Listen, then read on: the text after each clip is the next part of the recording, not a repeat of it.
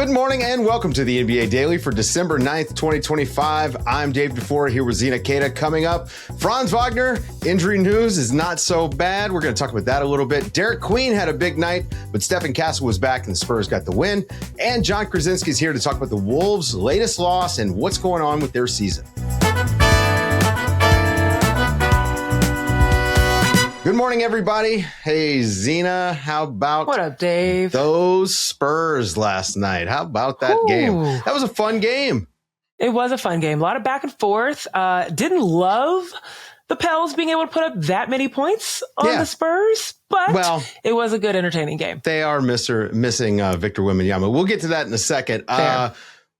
Yesterday, I need to actually apologize, Zena, because on yesterday's show, I talked about the Orlando Magic being cursed, and it was a very negative kind of mood around Franz Wagner's injury. It looked really bad, and we didn't really have any news on it. So I just, I was thinking the worst. Well, we got some good news, Zena. On Monday, we found out Franz Wagner only has a high ankle sprain, which I know that's a funny thing to say, like, hey, this is good news, but it does mean he's not going to miss a significant amount of time. He's going to be out 2 to 4 weeks. So we dodged one there. And Jalen Suggs, not on the injury report for the NBA Cup game tonight. So far, so good for the Magic. Absolutely. I mean, avoiding a major injury to Franz is everything that you could imagine good for the Magic, right? I mean, they were doing some magic of their own, hoping that they didn't have a repeat of literally all of the, I don't want to say casualties because that feels so tough, but all of the absences they have from their stars. So it's great that he'll be back on the floor. Great to see nothing serious with Jalen Suggs. And Paolo Banchero has a little bit of time to get acclimated before his teammate, his compadre, joins him out on the floor again. So good news down in Orlando. Thank goodness for Franz Wagner. Yeah, we talked a little bit on the show when we were discussing the Lakers and Spurs NBA Cup game that's coming up, that the Spurs have been banged up, right? Dylan Harper was out for a while, just came back. Stephen Castle returned last night to the starting lineup for the Spurs. He was pretty good. I mean, like down the stretch, he didn't shoot the ball well, but I thought he was effective. Down the stretch, had a big three, had a nice putback dunk.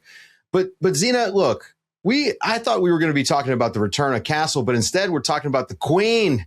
Derik Queen was ridiculous. And we don't often start with the best player in a loss, but man, he was something else last night. 33 points, 10 rebounds, 10 assists, 4 blocks. Shout out to a friend of the program, Keith Parrish. He dropped this stat. Derik Queen joins a list of 8 players now that have ever recorded 33 points, 10 rebounds, 10 assists, and 4 blocks. The list is ridiculous, okay? LeBron James, Nikola Jokic, David Robinson, Michael Jordan, Charles Barkley, Ralph Sampson, and Alvin Adams. That's not a bad list to be a part of, and this guy is a rookie.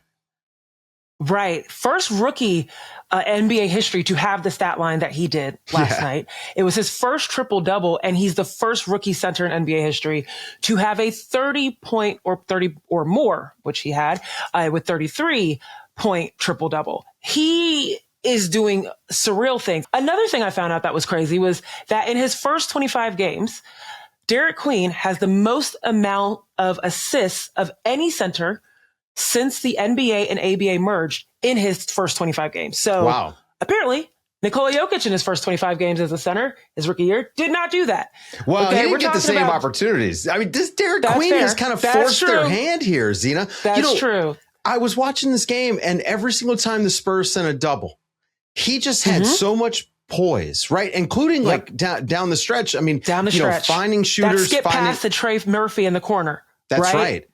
I mean, there's so many opportunities, and we're seeing this change now, right? Of more centers becoming the hubs of offenses. And that's exactly what Derik Queen has showcased that he has the proficiency to do. One, because he has a handle. If the case that something shuts down or breaks down, he could take guys off the dribble from the top of the key, which is great. And I think people underestimate him because of his size, his stature. People aren't aware of how quick his feet actually move with the ball in hand. But then again, it's the ability to see so well. I would imagine now he's already at the top of people's scouting reports, but now that his passing ability is going to be a highlighted portion of that. I'm sure more folks are going to be a little bit more in his face. He had a lot of space from Luke Cornett tonight, more space than he should have probably gotten to be able to get some of those passes off. But overall, go ahead, Derik Queen. Like, he is really good. I mean, listen, the trade that the Pelicans pulled off to get Derik Queen is going to taint everyone's opinion of Derik Queen. Yeah, and really, maybe we should start saying they should have just taken Derik Queen with that first pick instead of Fears. And then we can hammer him for the trade and blame it on Fears, because Derik Queen looks like a real player. And obviously, I think they've handed the keys to him. Let's swing back to the Spurs. They get the win. They're starting to get more healthy. I mean, maybe Wemby's coming back soon. You know, we're hoping by Christmas, could even be sooner. We don't know. But they're starting to get more healthy. They win this game. De'Aaron Fox, you know, they've got a guy who's clutch down the stretch that they could go to. But they have Dylan Harper coming off the bench, giving him 22 points. And, I mean, it just feels like they have a bevy of riches here. They just almost have too many guys. With Stephon Castle back in the mix, the expectation was Julian Champagnie might get like limited minutes, Keldon Johnson, and looking at, you know, Dylan Harper as well. But Julian Champagnie had 17 points in this game, was able to play almost 29 minutes in this game. Keldon Johnson had about 17 minutes, so he had his average around just a little bit under his average. But it was Devin Vassell that concerns me. In terms of what happens when Stephon Castle is back on the floor, we did not expect Stephon Castle to come back on the floor and look like he did not just miss 9 games because of that left hip flexor strain. Okay. He was going straight to the basket. He was forcing the issue. He was in all actions. I mean, every single opportunity he had to be able to start offense for himself and get to the rim or get it going and then dump it off. I mean, he was involved in everything. And Devin Vassell, unfortunately, was a byproduct, his lack of productivity was a byproduct of that. He wasn't as involved in actions. I mean, in 27 minutes, Devin Vassell got 5 points. He usually averages over 15. Okay. So now I'm wondering, and we think about this all the time, right? We think about it in Atlanta. When Trae Young comes back, what will that do to Jalen Johnson?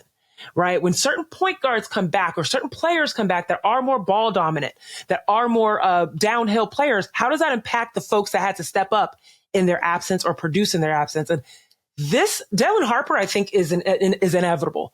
You can't ignore him in the fact that he's going to get his minutes. He's going to get his time.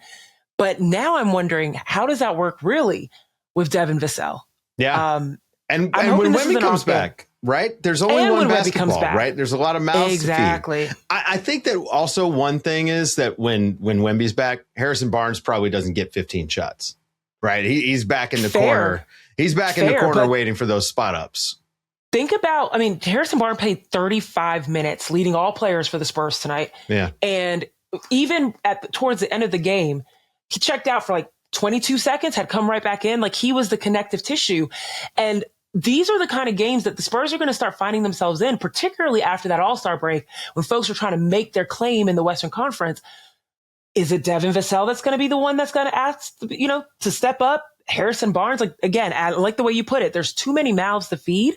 And I'm just very curious as to what the competition is going to look like for that backcourt and the competition for shots. Yeah, I mean, this is a great problem to have, right? It's kind of like Oklahoma City, where you look and you're just like, wow, you guys have too much talent.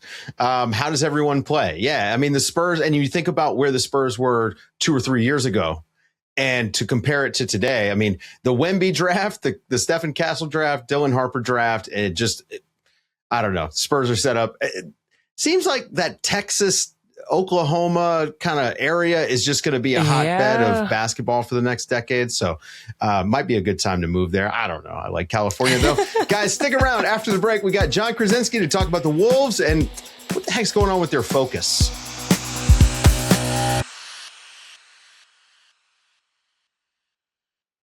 Minnesota Timberwolves dropped a game last night to the scrappy Suns, who don't have Devin Booker, but Colin Gillespie doing a decent impression of him. Jon Krawczynski was there at the game.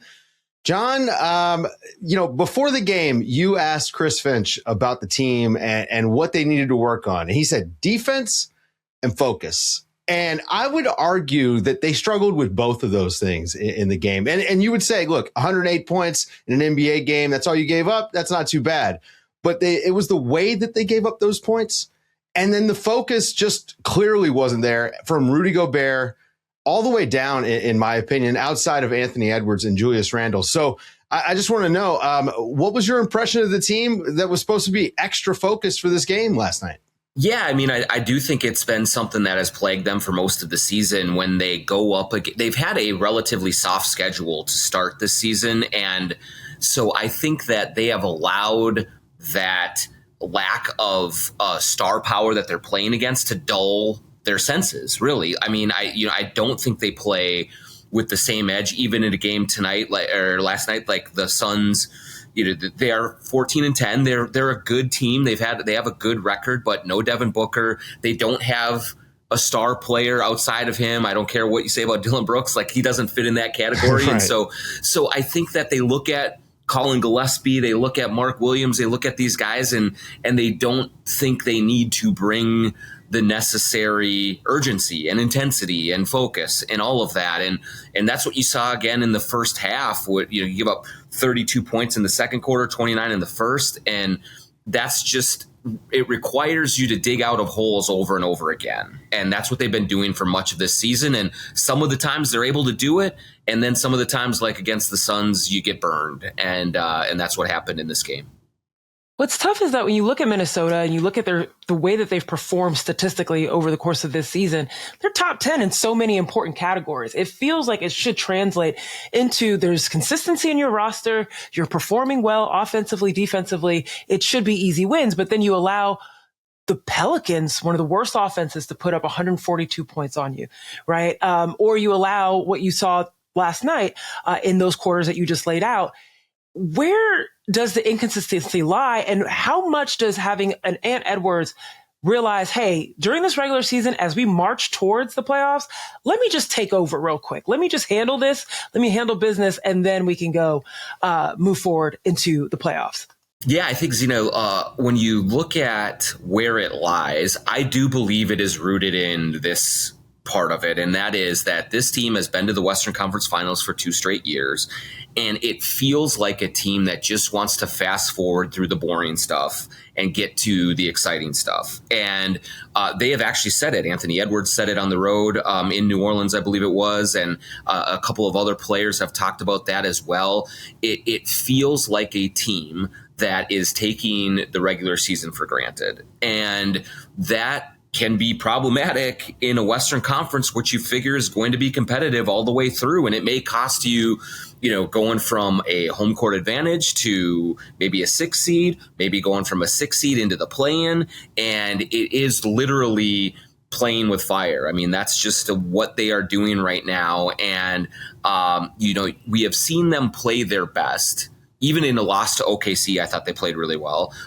Against the Spurs, against Boston, against some of the teams that are really good teams that are established, they bring it. And against the teams that are not or do not have their big stars, these guys are just like, we got to go to work again tonight. And that just cannot be the mindset and the mentality of this team, because you're just going to only create more problems for yourself doing it that way. I mean, but look, there were a lot of things in the game against the Suns. I mean, the turnovers were pretty awful. And the Suns, look, that's how they make their living. I get it. But they were awful. And I think that's something that Minnesota definitely needs to be better with. But Rudy Gobert was having a very good game. He was very effective on both ends. I mean, offensively, after he got hit in the head, all of a sudden, Rudy Gobert was like unstoppable. But you could see that like he was bothered by getting hit in the head. He retaliates on Mark Williams with a really dirty hit with his elbow into the guy's ribs when he's in the air. I mean, absolutely dirty play. Gets ejected. And now he sits with 5 flagrant foul points. One more flagrant foul point, and he's ejected or suspended for a game. this is the sort of stuff that, to me, is the big picture stuff that you just don't see with teams that are competing for the title. Like, you're one of your best players, one of your key players getting ejected in the middle of a game where you guys probably need to win this one because it's not a good team, right? I mean, this is the sort of stuff that I look at and I start to think, okay, are they actually contenders in the West, right? Like, can they pull this together? You've got Anthony Edwards, and he is this going to be a rising tide, especially for your offense. But you have to have Rudy Gobert locked in all the time. And man, it does feel like he's kind of having an up and down year too. Yeah, absolutely. I mean, when you look at the game, 108 points. So you say, okay, defensively, that you should win a game at home when you only give up 108. But one of the things that did struggle tonight against the Suns was they only scored 105. And normally you would say, well, Rudy Gobert wasn't on the floor. That should be a good thing for your offense. But they were really struggling to shoot the ball from three tonight. And so one thing that was really effective for them was Rudy Gobert at the basket against Oso Ighodaro, against Mark Williams, against the smaller Suns front. He was feasting really on the offensive glass. He was catching lobs for dunks. He was 7 for 9 in 21 minutes. That almost never happens for Rudy Gobert. But because he was asserting himself, the offense was going. They were being able to get something that they could rely on when the threes weren't falling. And so then he has the selfish play to get to make the play on Williams and get thrown out. And that takes a big part of what was working for them offensively off the table. And so for a veteran leader of Rudy Gobert's stature in this locker room, someone who is constantly preaching about building great habits and doing the right things, for him to make that mistake in that moment in a game where they're in a dogfight against a team that they are much more talented than, it was something that was incredibly disappointing. And I do think it was a deserved ejection. And now he really has to play the next 60 games, essentially 58 games on eggshells, because you get one more flagrant and you're suspended. So it really put himself in a bad position and also the team in a bad position. I'm laughing, Jon,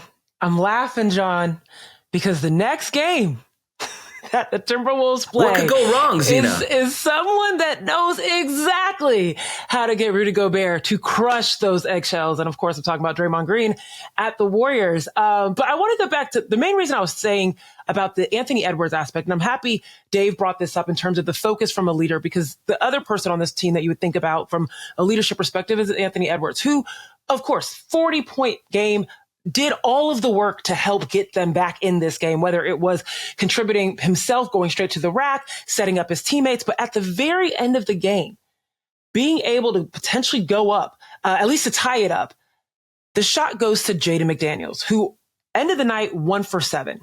Now, knowing what we know about Minnesota and the team ball that they play, and of course the familiarity between Anthony Edwards and Jaden McDaniels, and the belief that he's gotten his boy, and we know he has that, how is that going to be perceived in terms of Anthony not taking that shot and rather giving it up, not being selfish, and putting that trust in his teammate? Yeah, I think that's an important point for Ant and really for this team in the clutch. They have struggled in clutch situations a lot for this season, a lot last season before the playoffs came around.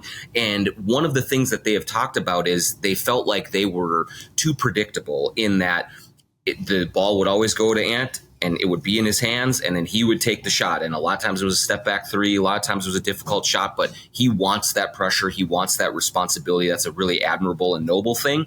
But I think what they have tried to stress with him is that, hey, you also got to look for your teammates as well. And that will make us harder to guard in the aggregate. So, in the Suns game, it did not work out. You could definitely question it because Jaden McDaniels was having a rare off night. He was shooting 48% from three coming into this game, 0 for 5 against the Suns. So you like that he did trust Jaden in that situation. But also, I think what he saw is what he's seen a lot the last couple of weeks is that the Suns really did try to load up as much as they could on him and make someone else beat them. And so the right play probably was to send it over to Jaden and who had a little bit cleaner look. But the Suns, man, I could give them credit. Jordan Ott has them playing their tails off defensively, hustling, just they are a team that is playing better than the sum of their parts. And the Wolves are a team that has, not played up to the sum of its parts yet. And so you just saw a team that was gritty and played the right way and concentrated on the right things and made it hard on Anthony Edwards at the end of the game, because everyone knew with 40 points that he was going to be the one that tried to win that game. I know you say Dillon Brooks isn't a star, and he's not by any measure, but he has a cultural effect that is undeniable. And now we've seen it in multiple places. I think, again, whatever they're doing in Phoenix is working. They play hard constantly. All right, John, before you get out of here, I want to ask you, we're at the quarter of the way mark of the season. It's time to give out some grades, right? Where would you grade the Timberwolves? Give them a letter grade, but also where would you put them in the West? Like right now, they're the 6th seed. Do you feel like that's where they're at in the West? One thing that surprised me this season so far about the West is I thought it was going to be 1 through 11, 12, like just a slobber knocker that way. And we have seen some of those teams fall off in the bottom part of the conference. And so I don't think it's as deep quite as I thought it was going to be. So I think, right in that 6 range is probably deserved for the Wolves. And at the start of this season, if I would have said the 6th seed, I would have said, man, that's really good, because this conference is a nightmare. But I think it's actually more of a left-handed compliment than it is anything else right now, because they are a team that does have a lot of individual talent. You're seeing a breakout season from Jaden McDaniels. Anthony Edwards has really played well for the most part, especially offensively. And so they've gotten some really good things. Julius Randle was great at the start of the year. He's kind of tailed off just a little bit, but collectively yet they have not coalesced and they have not come together. And we thought that with all of the continuity that they had, they didn't make any major moves over the summer, that they were going to get off to a faster start because everyone was together and everyone knew each other so well, but it just has not come around that way. And it feels more like they've underachieved right now at 15-9, and yet they're still 15-9 and still in the 6th seed and, a couple of games back from the 4 seed. So it's not by no means a disaster or anything yet, but they have to start figuring things out and playing with more urgency. Maybe seeing one of their favorite guys in Draymond on Friday will kickstart something, but it has been disappointing to this point that they are here, given the schedule they've played and given how much continuity they have so far. Yeah. Look, I think this is a team that we know what they can be at their peak. It's just that they don't seem to hit it as often as we want them to. And, right. Maybe they can figure that out. Right. One thing on that, Dave, is that you do have to give them a little bit of the benefit of the doubt right now, because it is a team that historically over the last couple of years has figured out its flaws through the regular season and then hits the playoffs running. And right. So I do think that this is a team that can figure the stuff out that ails it. And by the time the playoffs come around, they can be a really difficult matchup against most teams in this conference. So there's no panic. There's none of that going on, but it's still, you want to see a little bit more urgency, a little more energy out of them on a night in and night out basis. Yeah, I mean, listen, I think that they're just as good as they were last year. I don't think there's been some sort of drop off. And if you're facing Anthony Edwards in the playoffs, I mean, you already know that's going to be a tough one. So, all right, Jon Krawczynski, guys, go and read him over at The Athletic. Thank you for hanging out with us, John. Thanks to Zena Keita. I'm Dave DuFour. This has been the NBA Daily. Thanks for waking up with us.